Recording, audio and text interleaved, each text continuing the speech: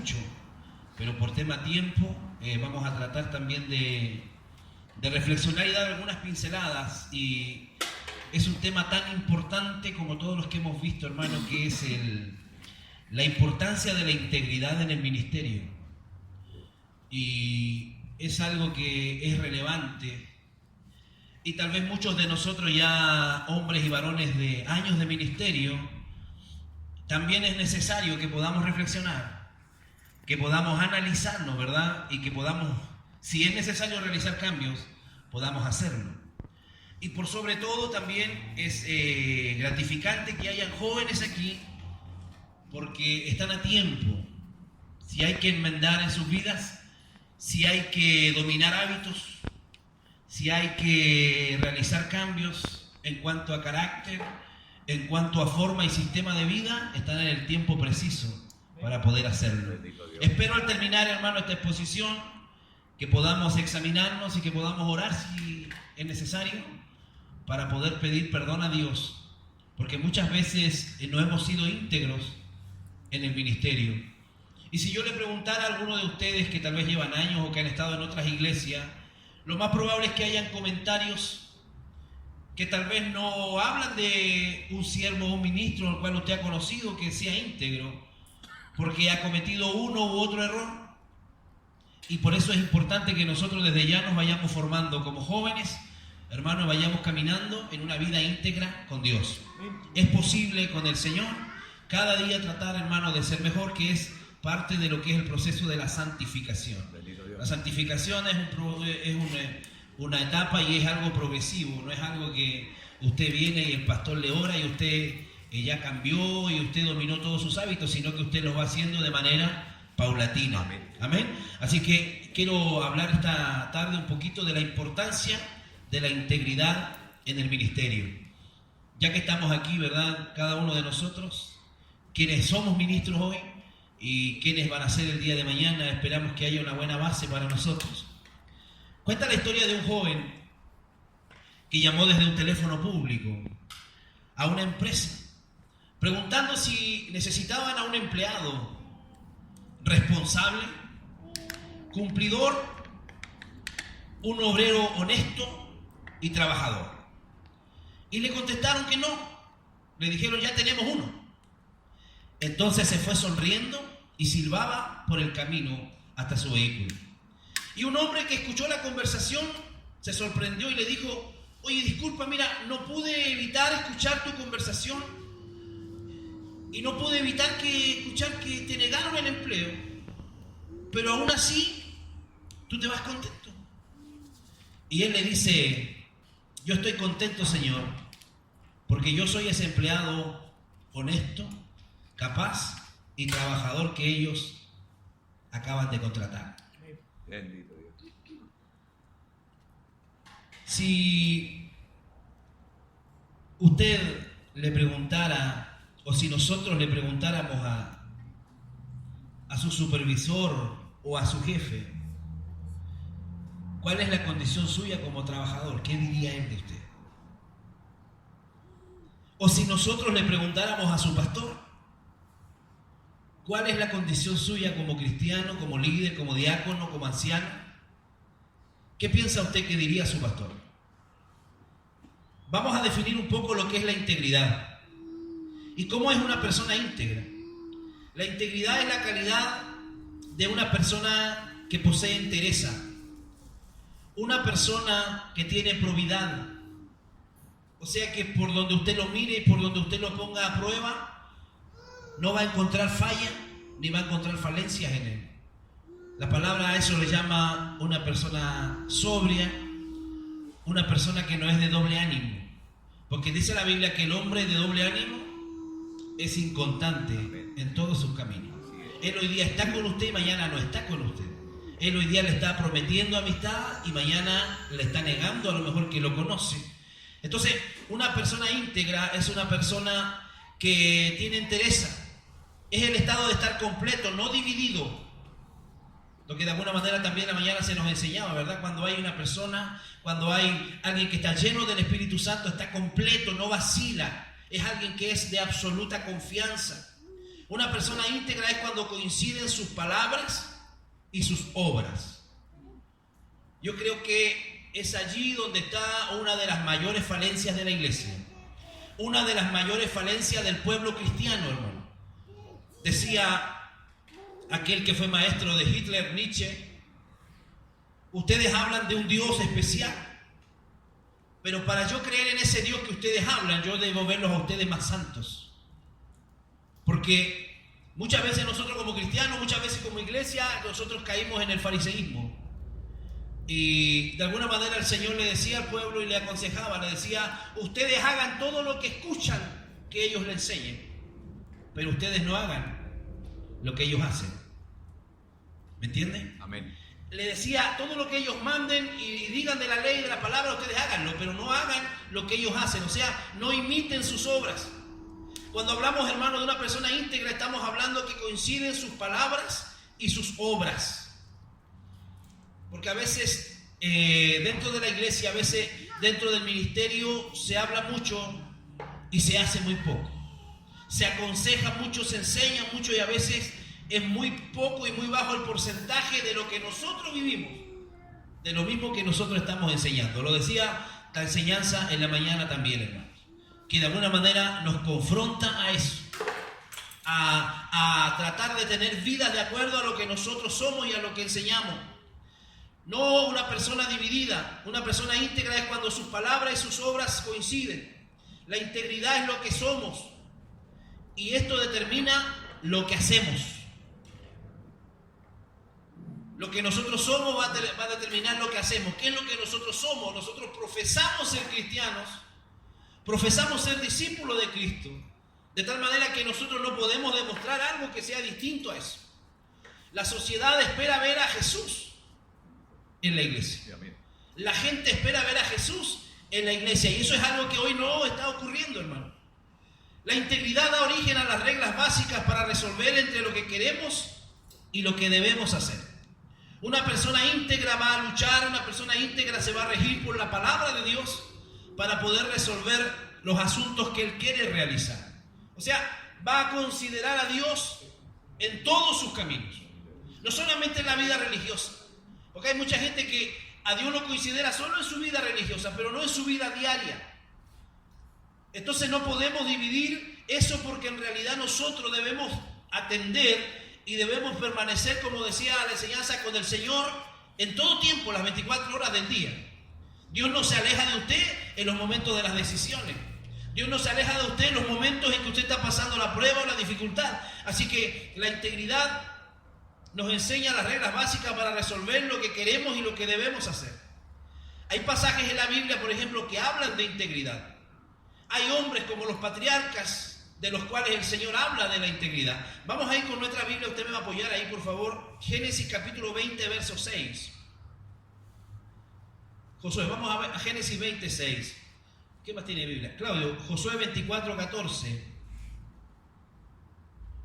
¿Dónde más hay Biblia? Aquí, hermano. Primera de Reyes 9.4, hermano Toño. Primera de Reyes 9.4, por favor. ¿Qué más tiene? ¿Manuel tiene Biblia? Job, capítulo 2, del verso 3 al 9. Son textos que hablan de personas que de alguna manera fueron identificadas como íntegras. Génesis 26, ¿qué dice? Y le dijo Dios en sueño: yo también sé que con integridad de tu corazón has hecho esto, y yo también te detuve de pecar contra mí, y así no te permití que le tocases. Ahí está hablando del rey, ¿verdad? Que de alguna manera fue engañado por Abraham y Sara. Y el Señor se le manifiesta en sueño y le dice que él ha visto la integridad en su corazón. De alguna manera, hermano, la Biblia lo dice también y lo especifica, que si el corazón es limpio, es puro, toda su vida lo va a hacer. Si el interior del vaso está limpio, toda nuestra vida lo va a hacer. Entonces, donde nosotros debemos trabajar el área de la integridad es en nuestro corazón. Limpiar ese corazón que a veces está corrompido, que la vida en algún momento, a raíz de, hermano, de situaciones que uno vive, a veces se va corrompiendo, se va contaminando, se va adaptando al sistema. Porque a veces nosotros la mayor parte del día tratamos, hablamos, trabajamos, estudiamos con gente que a veces es corrupta. Y de alguna manera, con los años, con el tiempo, esa práctica muchas veces nos quieren contagiar y nos quieren de alguna manera invadir. Pero el corazón nuestro debe ser un corazón de siervo y un corazón íntegro. Amén. ¿Qué dice Josué 24:14? Ahora, pues, temed a Jehová y servidle con integridad y en verdad. Quitad de entre vosotros los dioses a los cuales sirvieron vuestros padres, al otro lado del río, y en Egipto, y servid a Jehová. Servid a Jehová, dice, con integridad. O sea, sin engaño. Porque si hay alguien a quien nosotros no podemos engañar, es a Dios. Podemos de alguna manera engañar al pastor, podemos engañar a los líderes de la iglesia, podemos engañar a nuestra familia, podemos de alguna manera mostrar algo que no somos, pero a quien nunca vamos a poder engañar es a Dios. Y a Dios hay que servirlo, dice, según ese texto, con integridad de corazón. Vamos al próximo texto, por favor. Primera de Reyes 9:4. Si tú anduvieras delante de mí como anduvo David tu padre, en integridad de corazón y en equidad, haciendo todas las cosas que yo te he mandado y guardando mis estatutos y mis decretos. Amén. Una recomendación.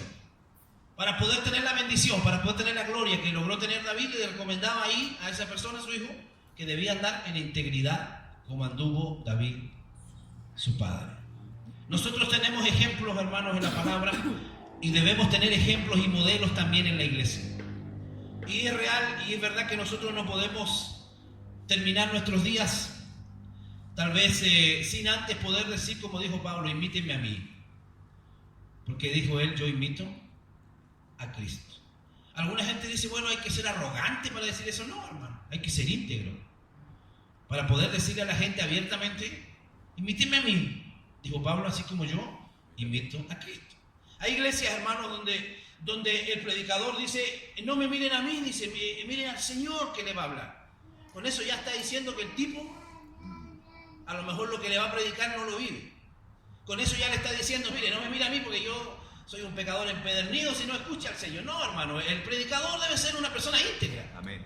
Como decía, la enseñanza, ¿verdad?, que debe manejar, porque si enseña mal o si no está viviendo lo que predica, entonces está haciendo un reo y está acarreando juicio a su propia vida. Entonces es una necesidad, hermano, fuerte y latente que está en nuestra vida. ¿Qué dice el libro de Job? Capítulo 2, del 3 al 9, por favor.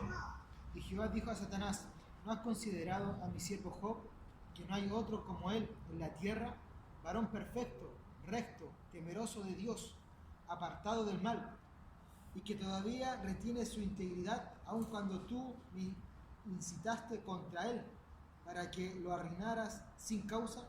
Respondiendo Satanás, dijo a Jehová, piel por piel, todo lo que el hombre tiene dará por su vida. Pero extiende ahora tu mano y toca su hueso y su carne, y verás si no blasfema contra ti en tu misma presencia.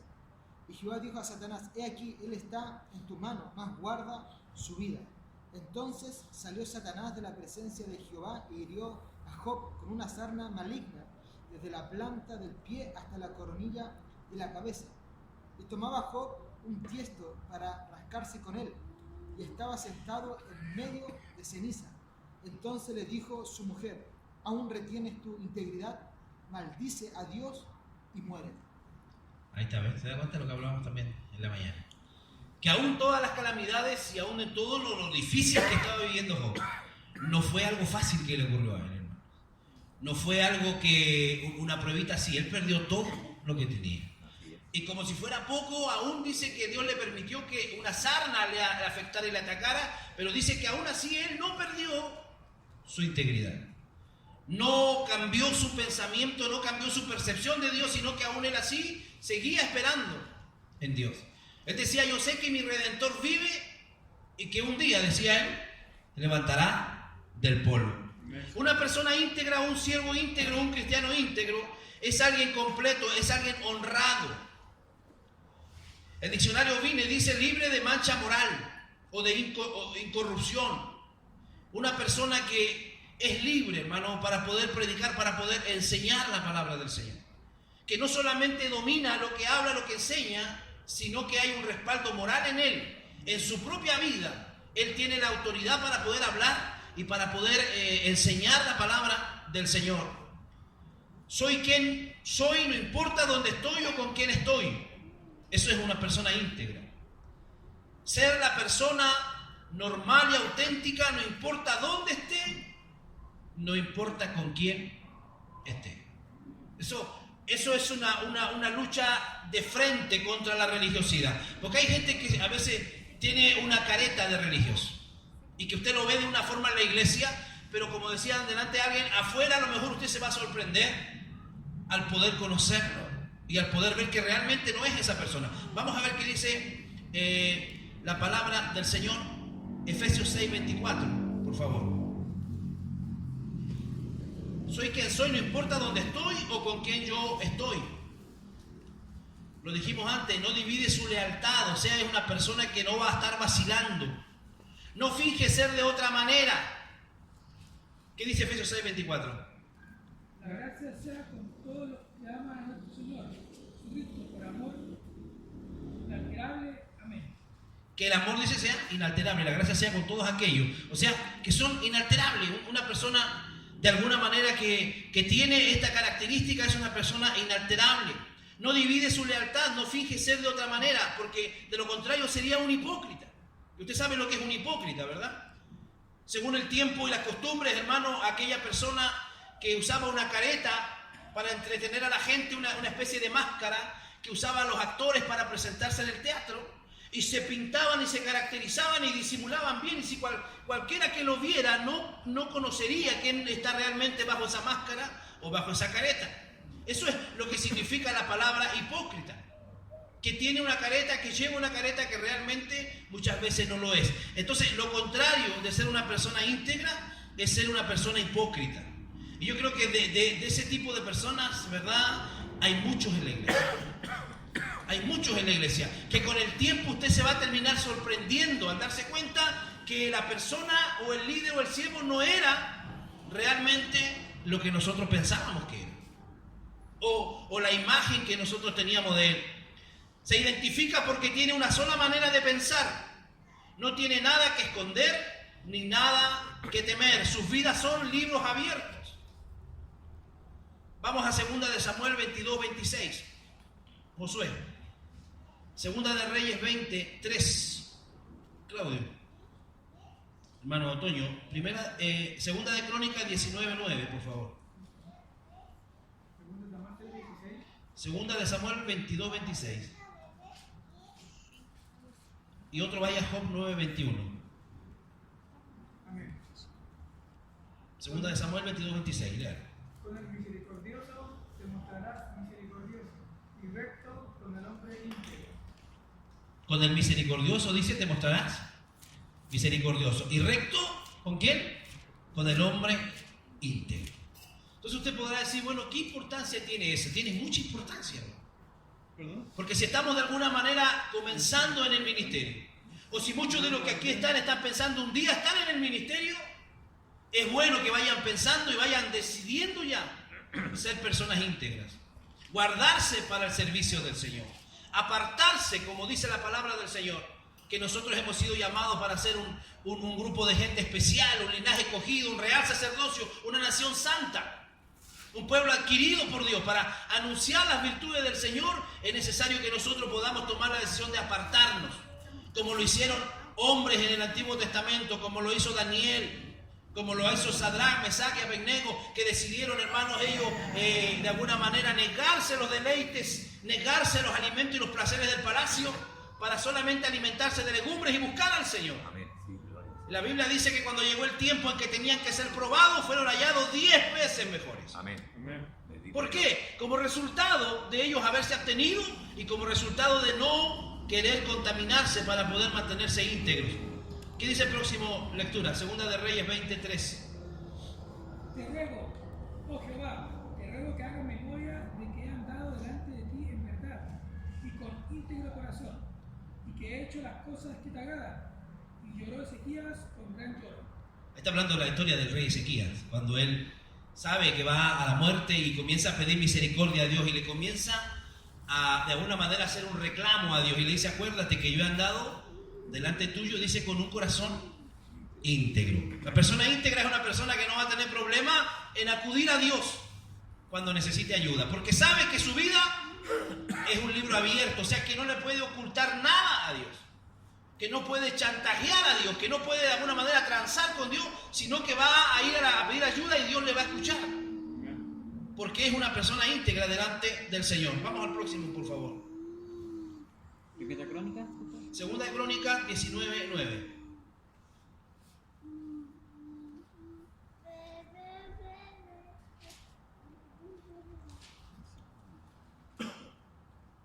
Y les mandó diciendo, procederéis asimismo con temor de Jehová, con verdad, con corazón íntegro.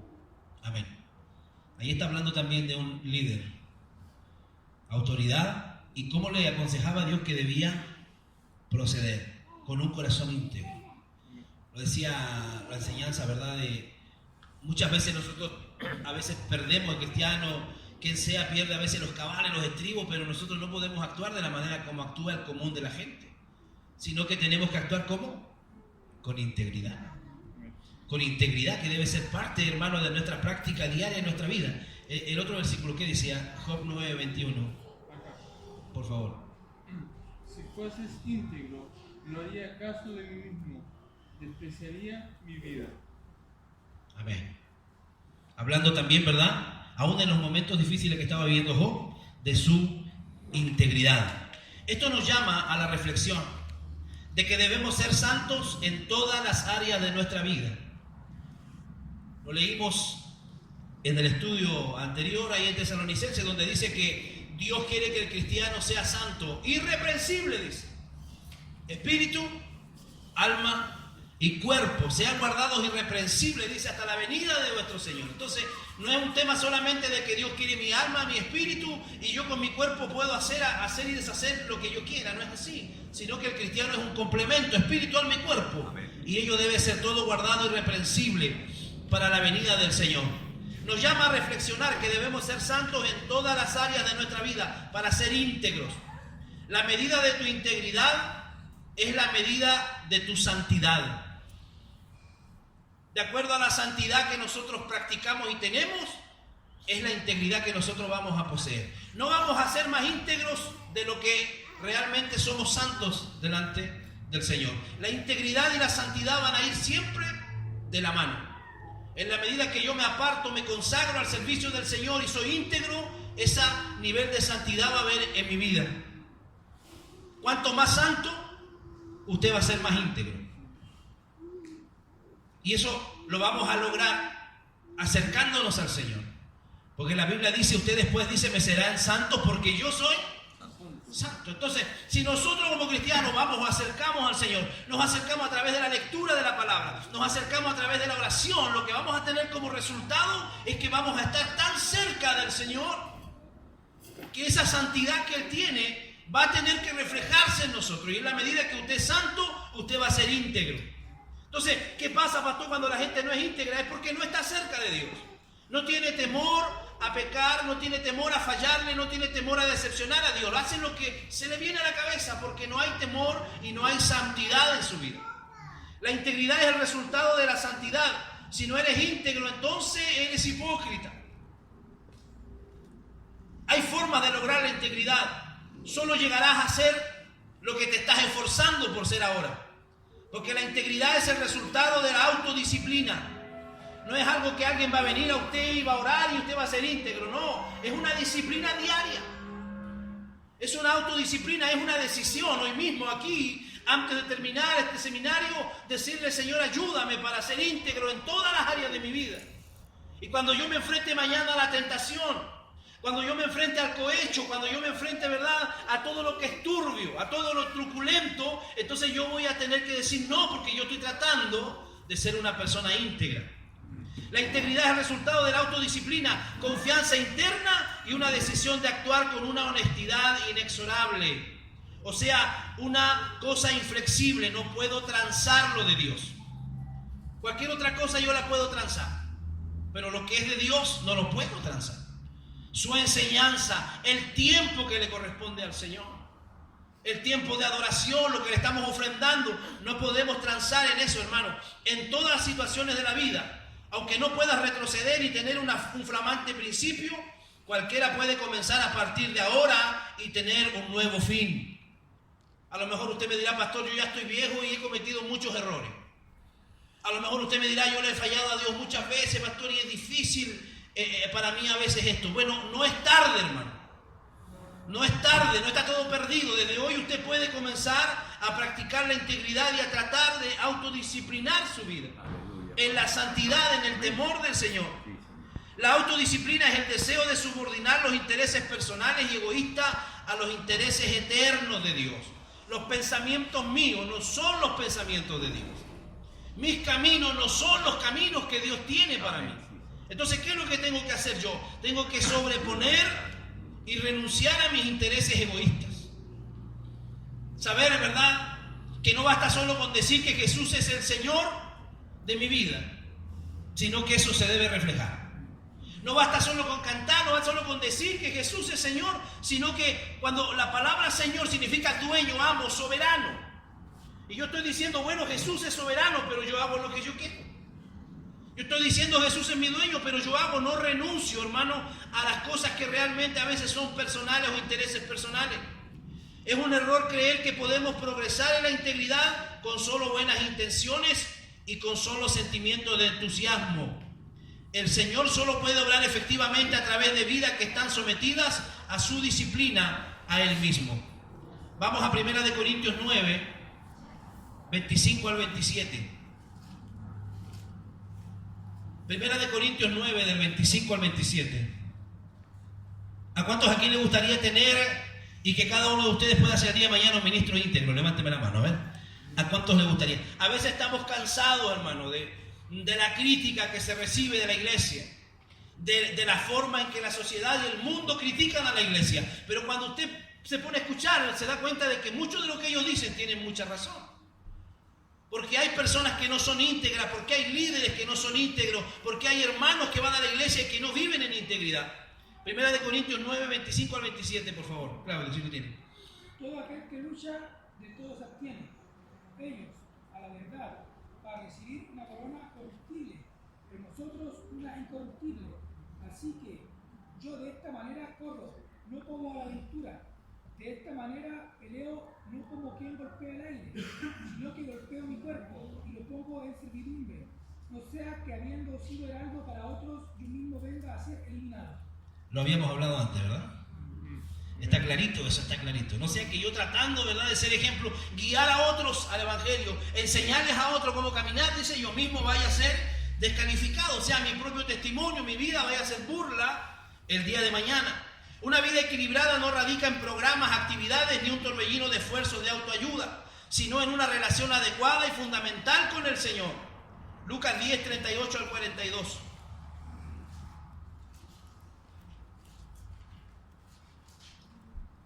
Todo pasa por una buena relación con Dios. Léalo el que lo tenga, por favor. Lucas 10, 38 al 42. Aconteció que yendo de camino entró en una aldea, y una mujer llamada Marta le recibió en su casa. Esta tenía una hermana que se llamaba María, la cual, sentándose a los pies de Jesús, oía su palabra. Pero Marta se preocupaba con muchos quehaceres, y acercándose, dijo, Señor, ¿no te da cuidado que mi hermana me deje servir sola? Dile pues que me ayude. Respondiendo Jesús, le dijo, Marta, Marta, afanada y turbada estás con muchas cosas, pero solo una cosa es necesaria, y María ha escogido la buena parte, la cual no le será quitada. Hay dos conceptos, hermanos, que vamos a ver aquí. El quietismo, que dice que el creyente es pasivo en su santificación y cualquier esfuerzo de nuestra parte es un obstáculo al proceso de Dios. Ese es el quietismo. O sea que nosotros no tenemos que hacer nada, nosotros seguimos practicando, seguimos pecando, seguimos haciendo esto y lo otro. Pero está el segundo pensamiento, que es el quietismo. Este dice que nuestro perfeccionamiento espiritual depende completamente de nosotros. Y esto surgió en el movimiento evangélico alemán del siglo XVIII. Tenía cosas buenas como énfasis en la oración, el estudio de la Biblia y en la práctica de las buenas obras y la autodisciplina. Pero se sobreenfatizaba el esfuerzo personal. Y la palabra de Dios modera los excesos de estas dos tendencias. Salomón ya lo decía en Primera de Reyes 8. Vamos a Primera de Reyes 8, 56 al 61. Si vamos a ser obedientes al Señor en el proceso de santidad, Él tendrá que dirigirnos en esa dirección. También lo vimos ayer, cómo el Espíritu Santo es el que va a dirigir. Es el que lo va a ir llevando a usted y lo va a ir haciendo subir de nivel y lo va a llevar de área en área donde Él lo quiera dirigir. Porque la vida nuestra ya no está bajo la autoridad nuestra, sino que nos hemos rendido ante el Señor. Si es que realmente Él es Señor de nuestra vida, Él es el que debe gobernar a través del Espíritu Santo. ¿Lo encontró? ¿Qué dice Primera de Reyes 8 del 56 al 61? Incline nuestro corazón hacia Él, para que andemos en todos sus caminos y guardaremos sus mandamientos y sus estatutos y sus decretos, los cuales mandó a nuestros padres. Y estas palabras con que he orado delante de Jehová estén cerca de Jehová nuestro Dios, de día y de noche, para que Él proteja la causa de su siervo y de su pueblo Israel, cada cosa en su tiempo, a fin de que todos los pueblos de la tierra sepan que Jehová es Dios y no hay otro.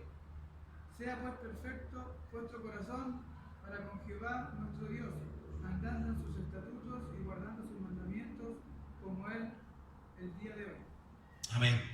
Ahí está la clave para ser íntegro. Guardar los mandamientos del Señor, no solo guardarlos, sino vivirlos e inclinar nuestro corazón hacia el Señor y hacia su voluntad. Si vamos a ser obedientes al Señor en el proceso, Él tendrá que dirigirnos en esta dirección, pero al mismo tiempo debemos tener el corazón y la voluntad dispuestos para hacer su voluntad.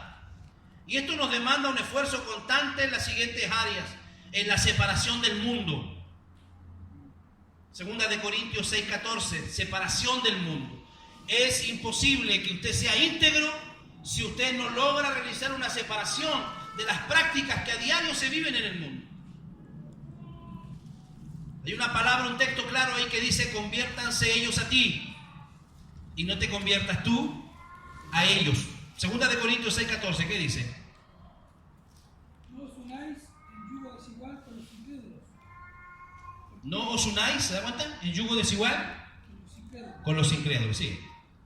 Porque ¿qué compañerismo tiene la justicia con la injusticia? ¿Y qué comunión la luz con las tinieblas? Esta separación significa que debemos tener una actitud y una orientación diferente a la del mundo, así como la de no comprometer nuestros principios para moldarnos a sus costumbres. Lo dice también Pablo: no os conforméis a este siglo, dice él, sino renovaos y transformaos en el espíritu de vuestra mente. Tal vez no padecemos persecución porque vivimos vidas piadosas, una vida de sacrificio, porque no vivimos vidas piadosas. A lo mejor usted está viviendo un evangelio quieto, un evangelio donde no hay mayores dificultades, donde todo está tranquilo. Hermano, el cristiano verdadero, el cristiano, el siervo del Señor, el que está viviendo, hermano, en la voluntad del Señor, siempre va a estar sufriendo y va a estar en medio de lo que significa el reino sufre violencia. El que está en la voluntad perfecta del Señor siempre va a estar sufriendo algún tipo de movimiento, algún tipo de prueba, por uno o por otro lado en su vida. Porque eso nos va a venir perfeccionando y eso nos va a ir haciendo acercar a Dios. Este es un atributo que todos los que deben vivir con integridad, la actitud de una vida de sacrificio. Ojo, que el Señor a usted le llama para que usted padezca justamente los padecimientos que Él tuvo. Se lo dijo a Pablo. No lo llamó ni a la prosperidad ni a nada de eso, lo llamó a ser partícipe de sus padecimientos. Y eso es lo que cada uno de nosotros, cuando seamos íntegros, de alguna manera vamos a padecer. Vamos a ser vituperados, a veces vamos a ser calumniados, a veces vamos a ser estafados. De una u otra manera vamos a ir, hermano, sintiendo y viviendo padecimientos de nuestro Señor. ¿Cómo hacerlo? Debo alabar al Señor en todo momento, no solo cuando recibo bendiciones. Primera de Tesalonicenses 5:18. Debo alabarlo en todo tiempo, no solo en el tiempo de las vacas gordas, sino también en el tiempo de las vacas flacas. No solo en las victorias, sino que a veces también van a haber derrotas en el camino. Y eso no significa que Dios no está conmigo o que Dios no tiene el control. ¿Qué dice Primera de Tesalonicenses 5:18? Dar gracias en todo, porque esta es la voluntad de Dios para con Cristo Jesús. Dad gracias en todo, no solo en lo bueno, no solo en los momentos de victoria.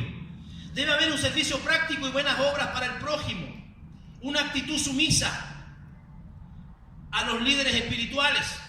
Además de la obra de su espíritu, Dios gobierna a través de los hombres controlados por el espíritu que dirigen la iglesia.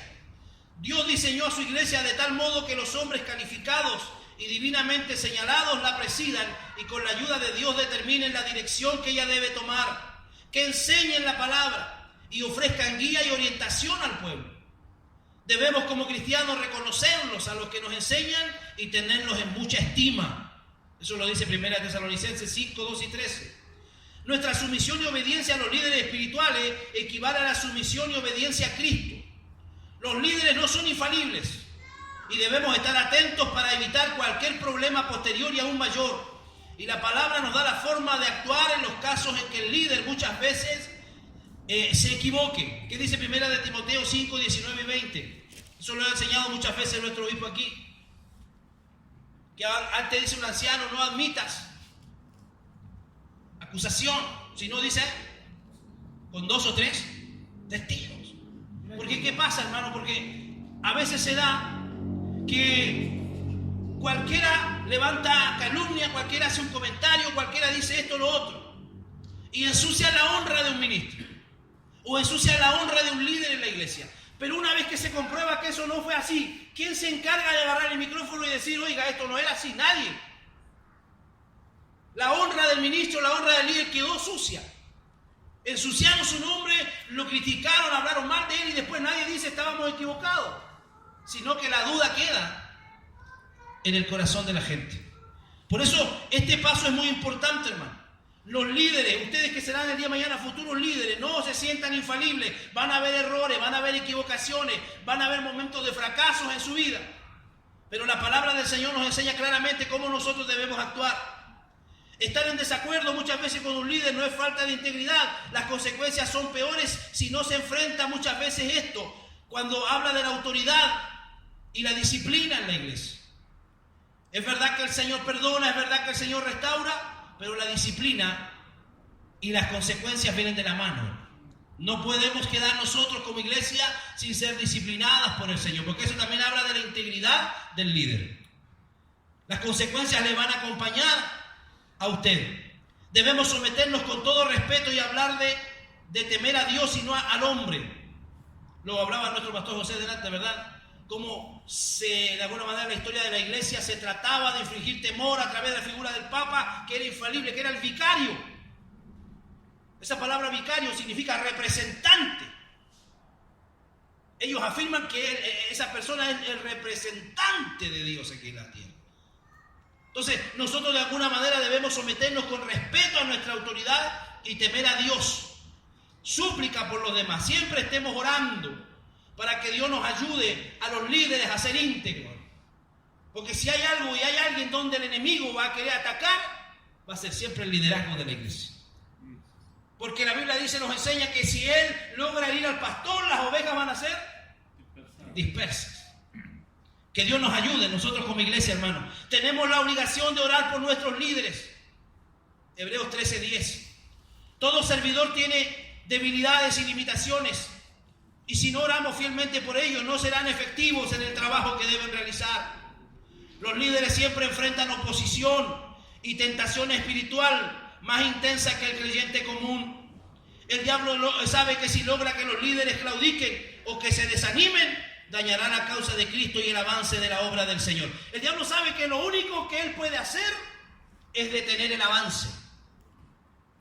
Él quisiera hacer desaparecer la iglesia del mundo. Pero lo único que él puede hacer es detener un poco el avance, a veces a través de estos problemas, a través de estas dificultades, a través de desanimar el liderazgo. Lo único que puede hacer, hermano, es tratar de detener, pero la obra del Señor nadie la para. Porque dice, si Dios es por nosotros, ¿quién contra nosotros? ¿Cuántos dicen amén? Los líderes enfrentan oposición. El diablo sabe que si logra que los líderes claudiquen o se desanimen, dañará la causa de Cristo y a muchos creyentes. Por eso Pablo pedía que orasen por él. Oremos pues por nuestros líderes. a nivel nacional, hermano, para que Dios los guarde, para que Dios los anime.